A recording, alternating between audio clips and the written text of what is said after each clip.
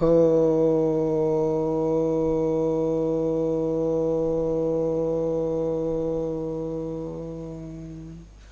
హో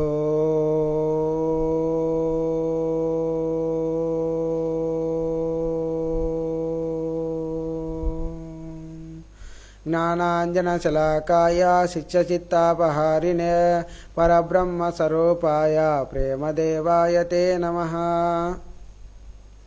బ్రహ్మచారి మహర్షి సద్గురు శ్రీ శ్రీ శ్రీ ప్రేమానంద స్వామి తపోవనము ఆశ్రమము సంస్థాపకులు, సనాతన ధర్మ సమాజం వ్యవస్థాపకులు, బ్రహ్మచారి మహర్షి సద్గురు శ్రీ శ్రీ శ్రీ ప్రేమానంద స్వాముల వారి గురుపాద పద్మములకు సాష్టాంగ నమస్కారములు. వైశాఖ పురాణము 7వ అధ్యాయము. విద్యాధరుని తండ్రి పిశాచ రూపము పొందుట. సుతకీర్తి రాజ్యమునకు వచ్చిన మునిపుంగవుడైన విద్యాధరుని, స్వామి, మీరు సకల శాస్త్ర కోవిదులు, అమిత తపోశక్తి సంపన్నులు అయితే వైశాఖ మాస ధర్మములు చేయనిచో, పుణ్యచరిత్ర విననిచో ఏమి జరుగునో తెలుసుకోవాలని ఉంది అంటూ ప్రాధేయపడ్డాడు. విద్యాధరుడు చిరునవ్వు నవ్వి ఇట్లు చెప్పుసాగాడు. ఓ సుతకీర్తి మహారాజా, నీవు కోరినది కడు సమంజసముగా ఉన్నది. పుణ్యాత్ముల చరిత్రలు చదివినను విన్నను పలు విషయములు భక్తిభావములు తెలియను. యుక్తాయుక్త విచక్షణ జ్ఞానం అబ్బును. భగవంతునికి ఇష్టమైన వ్రతములు పూజలు మున్నగునవి తెలియను. లోకజ్ఞానము వచ్చును. పుణ్యాత్ముల కథలు చరిత్రలు వినుట ప్రతి మానవుని ధర్మము. ఎందుకంటే మానవ జీవితం ఎప్పుడు అంతమవుతుందో ఎవరికెరుక. బతికినన్నాళ్ళు నాది నాది అని గర్వముతో మెలుగుతూ స్వార్థ చింతననే అలవర్చుకుంటాడు గాని పరమార్థమైన భగవంతుని యందు కొంచెము కూడా దృష్టి నిలుపడు. జీవితములో సాధించినవన్నీ తన గొప్పలి అనుకుంటాడు. గర్విష్టి అయి చేయరాని పనులు చేసి పాపమును ప్రోగు చేసుకుంటాడు. మరణాంతరము భగవంతుడు పాపపుణ్య విచక్షణ మున్నగునవే తెలుస్తాయి. అట్లుగాక ముందే వీటిని గురించి తెలుసుకొనియుంటే సత్పురుషుడ ఓగలడు. సత్కార్యములు చేసి పుణ్యమును సంపాదించి ఆనక సుఖపడగలడు. నరక కూపమందు పడకుండా స్వర్గలోకమునకు పోవలయునని తప్పక దైవభక్తి, ధర్మకార్యములు, దాన ధర్మాలు, క్రతువులు, వ్రతముల మీద భగవంతుని ఎడ భక్తిభావము అవసరము. అవి అన్నియు పుణ్యాత్ముల చరిత్రలు వినుట వల్లనో చదువుట వల్లనో పురాణ శ్రవణము వల్లనో దాన జపము వల్లనో మాత్రమే సాధ్యమగునని తెలుసుకొనవలెను. ప్రతి మనిషి ప్రతి కార్యమును తరువాత చేయవచ్చును లేయని వాయిదా వేయకూడదు. ఆ రోజు జపసత్వములు ఉడిగిపోవును కానీ పటిష్టకం కావుగాదు. ఒక్కరోజు గడిస్తే చాలు మనం మృత్యువుకు దగ్గర అవుతున్నామని భావించాలి. ఆ మృత్యు భయం పోవాలంటే శక్తి సామర్థ్యములు ఉన్నంత వరకు భగవంతుని ప్రార్థించుట మన ఆవశ్య కర్తవ్యము. వృద్ధాప్యం వచ్చిన తర్వాత చేయాలనుకున్నా మనం ఏమీ చేయలేము. అదియునుగాక ఈ జీవితం క్షణభంగురమని గ్రహించవలెను. మన జీవితానికి స్థిరం లేదు. ఎప్పుడు పోతామో ఎవరికీ తెలియదు. ఉదయ స్పందన ఆగిపోవటం వల్లనో మరే నాగరిక జబ్బు వల్లనో ఎప్పుడంతం అవుతామో ఎవరికీ తెలియదు. కావున ప్రతి మనిషి అరిషడ్వర్గములకు లోనుగాక అంటే కామ, క్రోధ, లోభ, మోహ, మద మాస్తర్యాలు బతికి ఉన్నంతకాలము భగవంతుని చింతనతో ఉండుట మంచిది. అదే జీవుని సుఖింపజేస్తుంది. అంతేకాని నాస్తికుల వలె భగవంతుడు లేడు, మృత్యువు, యముడు, స్వర్గలోక నరలోకాలనే లేవని తలంచకూడదు. భగవంతుని భజించటంలో భక్తులు నష్టపోయేదేమీ లేదు కదా. పైగా మానసిక ప్రశాంతిని పొందగలరు. మిక్కిలి భక్తి తత్పరుడవైనచో పుణ్యచరితుడవు కాగలవు. కావున ప్రతి మనిషి భక్తి తత్పరతను అలవర్చుకోవాలి. జనన మరణాల గురించి, భవసాగరమును దాటించు తరుణోపాయమును గురించి విపులంగా వివరిస్తాను వినుము. ఇంతకుముందే చెప్పినట్లు సూర్యుడు మేషరాశిలో ప్రవేశించు ఈ వైశాఖ మాసం అత్యంత పుణ్యప్రదమైన కాలము. ఈ వైశాఖ మాసమందు శ్రీమన్నారాయణుడు తన పరివారముతో అనగా భార్య అయిన లక్ష్మీదేవితోనూ తదితర దేవగణములతోనూ లోకములను పర్యవేక్షించుచుండును. ఎవరైతే ఈ వైశాఖ మాస గ్రీష్మకాలమును తట్టుకొని దాన ధర్మాలైన జలదానము, అన్నదానము, చెట్ల చామరాది దానములు, తలగడతో సహా శయ్యాదానము, బెల్లం పానకము ఇత్యాది దానములను చేయును వారి ఇంట కొలువై ఇండువారికి అష్టైశ్వర్యమును ప్రసాదించునని శాస్త్ర ఉవాచ. అయితే అర్హులైన బ్రాహ్మణ పండితోత్తములకు సత్పురుషులకు మాత్రమే చేయవలెను. అట్టి దాతలకు మాత్రమే భగవంతుడు సకలైశ్వర్యమును ప్రసాదించును, అతని వంశాభివృద్ధికి తోడ్పడును. అంతియే గాని ధూర్తులను, దూషణలు చేయువారిని, నాస్తికులను, పిసినారులను ఎంత మాత్రము క్షమింపడు. అట్టివారిని నరక కూపమునందు పడవేయును. వారు ఘోర రౌరవాది నరకములను అనుభవిస్తారు. వారి పాపముల చిట్టా పెరిగిపోయి జన్మజన్మలకు దరిద్రులుగానే పుడతారు. ఇక ఆ జీవి అన్నటికీ ముక్తిని పొందలేడు. అందుకు ఉదాహరణగా ఒక వృత్తాంతమును విన్నవించదను వినుము అంటూ విద్యాధరుడిట్లు చెప్పసాగాడు.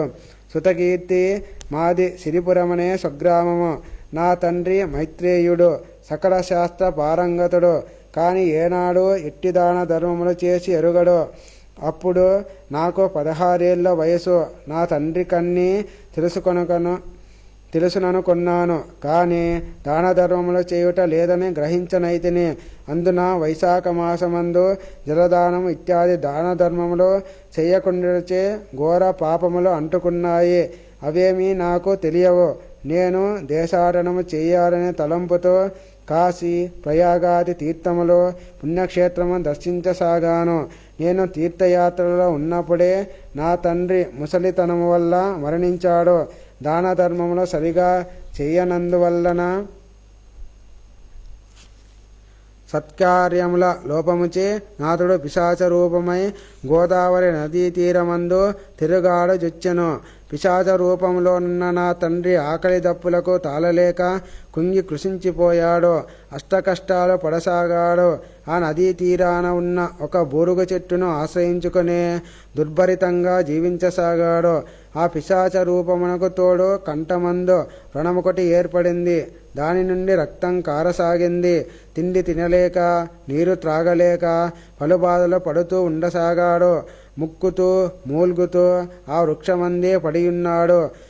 కతిపయ దినములకు నేను కాశీ, ప్రయాగాది పుణ్యక్షేత్రములు, గంగానది, బ్రహ్మపుత్ర, కృష్ణవేణి నదులందు స్నానం ఆచరించి చివరకు గోదావరి నదిలో కూడా పుణ్యస్నానం ఆచరించవలెనని వచ్చి తిని గోదావరి పుణ్యనదిలో స్నానమాడి పూజా కార్యక్రమంలో ముగించుకొని తిరిగి బయలుదేరుతుండగా ఆ నదీ తీరమునున్న బూరుగ చెట్టు నుండి మూలుగు వినిపించసాగింది. ఏమిటాయని ఆ దిక్కుకు పోయి చూడగా ఒక పిశాచము నన్నావహించి చంపబోయింది. అంతటా నేను నా తపోశక్తి సంపన్నతచే దానిని వదిలించుకొని శిక్షింపదలచితిని. కానీ ఎందుకో అది నన్ను ఆవహించుట తోడనే నాలో ఎక్కడలేని ప్రేమానురాగాలు పుట్టుకొచ్చాయి. ఒక్కసారి నేను తదేక దృష్టితో చూడగా అతడు నా తండ్రి అని తెలిసింది. నా తపశ్శక్తికి ఆ పిశాచము భయపడిపోయింది. బిక్కుబిక్కుమంటూ బేలగా చూడసాగింది. అంతటా నేను, ఓ భయంకర పిశాచమా, భయపడకు. నా తపశ్శక్తిచే నన్ను పీడించజాలవైతివి. నీవెవరు? నీవిట్టుండుటకు గల కారణమేమి? నీ ఈ దీనస్థితి ఏమిటి అని అడిగితిని. నేనే ఆ పిశాచ కుమారుడనని గ్రహించలేకపోయింది. అది మనుష్య భాషలో, ఓ ఈ బాటసారి, నేని పురమందు నివసించే మైత్రేయుడనే సద్బ్రాహ్మణుడను. వేదాంగములు పఠించి తిని అనేక దాన ధర్మములు చేసి తిని నాకొక కుమారుడు కూడా కలడు. వాడిప్పుడు కాశీ, ప్రయాగాది పుణ్యతీర్థయాత్రలు చేయుచున్నాడు. 16 వత్సరములు ప్రాయమందే అతడు అనుజ్ఞ పొంది యాత్రలకై వెళ్ళాడు. నేను ఎన్ని దానములు చేస్తేనేమి? శ్రీమన్నారాయణకిష్టమగు వైశాఖ మాసమందు ఆకలి కొన్నవానికి అన్నము, దప్పిక కొన్నవానికి జలదానము చేయలేకపోతిని. శ్రీహరినెప్పుడూ సవ్యంగా సేవించలేదు. ఎండాకాలమందు జలదానము, అన్నదానము, గొడుగు, విసనకర్ర, శయ్యాదానము ఇత్యాది గ్రీష్మోపశయన మహాదానములు చేసి ఉండకపోటచే నాకీ పిశాచ రూపము దాపురించింది. శ్రీమన్నారాయణుని భక్తితో కొలవలేదు గనుకనే నాకీ దుస్థితి వచ్చింది. పైగా రోగమొకటి దాపురించింది. కంఠమందు వ్రణమై తిండికి నీటికి కూడా నోచుకొనకపోతిని. ఏనాడో చేసిన పాపాలు నన్నిప్పుడు బాధించుతున్నాయి. కావున నాయందు దయ ఉంచి సహాయము చెయ్యండి.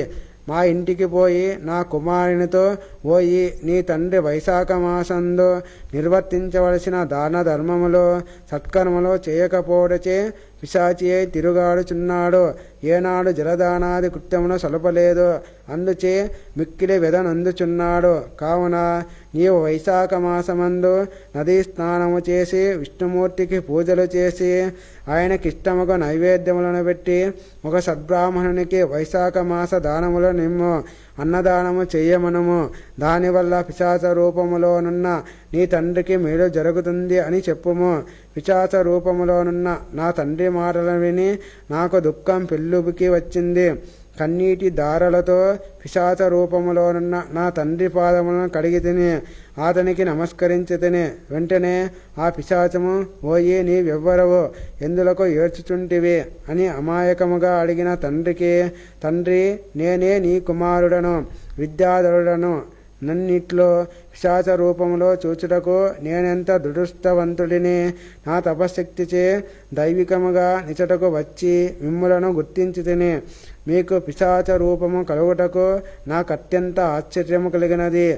మీ ఈ పిశాచ రూపము పోవలనన్నా నేనేమి చేయవలెను? తండ్రి కోర్కె తీర్చుటే తనయుని కర్తవ్యము గదా. శీఘ్రమే సెలవిండు. తక్షణమే ఆ విధిని నిర్వర్తించి మీ పిశాచ రూపమును తొలగించెదను అని ప్రార్థించాను. వెంటనే నా తండ్రి, కుమారా, నీవు శీఘ్రమే తీర్థస్నానం ఆచరించి మన పురమునకు పోయి వైశాఖ మాస కాలమందు అనగా సూర్యుడు మేషరాశిలో ఉండగా శ్రీమన్నారాయణుని మనసారా భక్తి శ్రద్ధలతో పూజించి ధూప దీప నైవేద్యాదులిడి వైశాఖ మాస దానముగు జలదానము, తిలదానము, అన్నదానము, గొడుగు, విసనకర్ర, పాదరక్షలు, హియాదానాదులతో సద్బ్రాహ్మణులను సంతృప్తులను గావించుము. బెల్లం పానకమును దాహాతులకు దానమిమ్ము. పెరుగును నైవేద్యముగా పెట్టుము. పంచభక్ష పరమాన్నాదులతోనూ తాంబూలాదులతోనూ సత్పురుషులకు సద్బ్రాహ్మణులకు దానములిమ్ము. నీ వట్లు చేసినచో నన్ని పిశాచ రూపము నుండి తొలగింపవచ్చును. నన్ను నా పితృదేవతలను కర్మల నుండి విముక్తి చేసిన వాడవదువు అని చెప్పగా నేనట్లే చేసి నా తండ్రి పిశాచ రూపంను తొలగించుకొంటిని.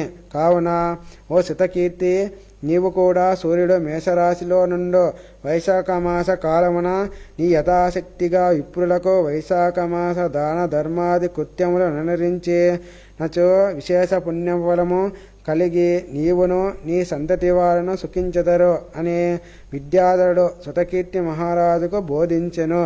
శృతకీర్తియు నట్లే చేసి తత్ఫలితమునుంది సుఖంబుగా నుండిరి. వైశాఖ పురాణము 7వ అధ్యాయము సమాప్తము.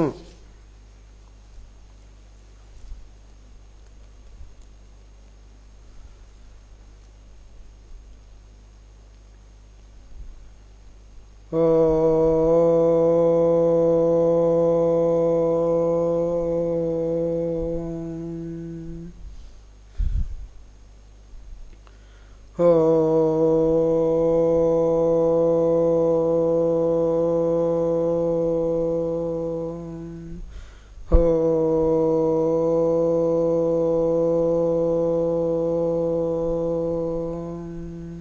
सहना भवतो सहनो भुनक्तो सह वीर्यङ्करवावहे तेजस्विनावधीतमस्तु मा विद्विषावहे। ओम शांति शांति शांति।